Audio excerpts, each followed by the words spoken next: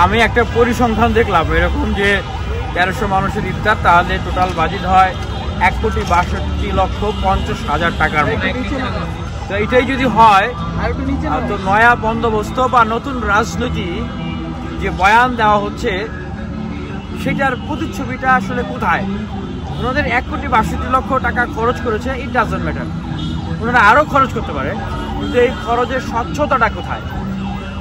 যখন জানতে চাওয়া হয়েছে, আমি শুনেছি যে নতুন দলের সাবেক উপদেষ্টা যিনি প্রধান হয়েছে নাহিদ ইসলাম, উনি বলেছেন যে আমরা এটা প্রকাশ করতে পারবো না, তাহলে যারা আমাদের পিছনে খরচ করেছে তাদের নিরাপত্তা রাষ্ট্র দিতে পারবে কিনা। আপনি তো নিজেই 2 দিন আগে উপদেষ্টা ছিলেন, তাহলে আপনি 5 আগস্টের পরে সমগ্র বিপ্লবীদের ঠিকাদারি নিয়ে, বিপ্লবের অভ্যুত্থানের ঠিকাদারি নিয়ে আপনি উপদেষ্টা হয়েছেন, আপনার অংশীদারদেরকে দিয়ে উপদেষ্টা করেছেন, আপনারা তালিকা দিয়ে উপদেষ্টা পরিষদ গঠন করেছেন, আপনারা প্রধান উপদেষ্টাকে বাইরে থেকে নিয়ে এসছেন, সব তো আপনাদেরই। তাহলে এই 7 মাসে কি সংস্কার, কি রাষ্ট্র ব্যবস্থা, কি কাঠামোটা আপনি দাঁড় করাইছেন যে 7 মাস পরে আপনি বলতেছেন যে আপনি নিজেই স্বচ্ছতা দিতে পারতেছেন না? তাহলে আমাদের বাংলাদেশে কি কখনো ট্রান্সপারেন্সি আসবে না? আমি বলতে পারি যে আমার খরচ আমি প্রকাশ করতে পারবো না, কারণ আমার পিছনে যারা খরচ করে তাদের নাম প্রকাশ করলে আপনারা যারা সরকারে আছেন, এখন ক্ষমতায় আছেন, তারা তাদেরকে ডিস্টার্ব করবেন, চেপে ধরবেন।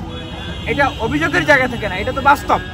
কারণ এই অভ্যুত্থানে অংশগ্রহণকারী যে শক্তিগুলো ছিল, আপনারা যখন ডিবির গারদ থেকে আন্দোলনকে উইথড্র করলেন, হ্যাঁ, আন্দোলন জীবনের ভয়ে আন্দোলন প্রত্যাখ্যান করলেন, অনেকেই ডিজিএফআইরা জানের ভয়ে কাছে গিয়ে আন্দোলন প্রত্যাহার করলো, আমরা তো রাজপথে ছিলাম, আমরা আন্দোলন করেছি না? এরকম অসংখ্য বিপ্লবীরা এই শাহবাগে আজকে দেখেন অসংখ্য বিপ্লবী তরুণ তরুণীরা তারা কিন্তু এখন প্রতিবাদ করতেছে।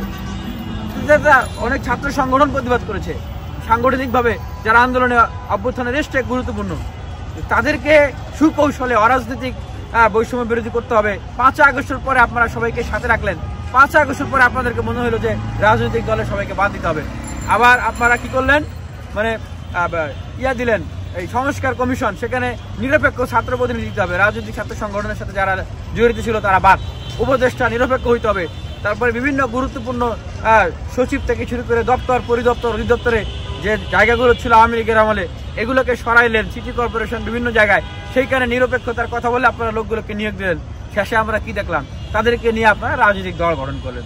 নাগরিক কমিটির যে পদে ছিল উনি হলেন ঢাকার সিটি কর্পোরেশনের প্রশাসক। তো এই হলো, মানে এটাকে বলা হয় রাজনৈতিক কূ। আপনারা অরাজনৈতিক কথা বলে, অরাজনৈতিক ব্যানার দিয়ে মানুষকে সেন্টিমেন্টকে কাজে লাগিয়ে রাজনৈতিক কূ করে দল গঠন করলেন, এখন ক্ষমতায় যাবেন।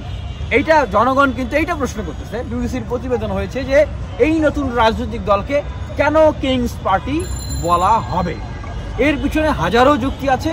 কেন কিংস পার্টি বলা হবে না, এর পক্ষে একটা যুক্তিও নাই। কারণ ক্ষমতায় থেকে দল গঠন করেছেন, দল গঠন করে এসে ক্ষমতায় থেকে আপনি এসে দলের আপনারা এসে দায়িত্ব নিয়েছেন, আপনার অংশীজনরা এখনো ক্ষমতায় আছেন, এবং মাননীয় প্রধান উপদেষ্টা উনি নিজেই বলেছেন ছাত্রদেরকে দল গঠন করার জন্য আমি সম্মতি দিয়েছি। না হলে অন্য রাজনৈতিক দল, অভ্যুত্থানে অংশগ্রহণকারী দলগুলো, তারা নাকি আওয়ামী লীগের ক্যারেক্টার নিয়ে ফিরে আসবে। এখন অনেকে বলতে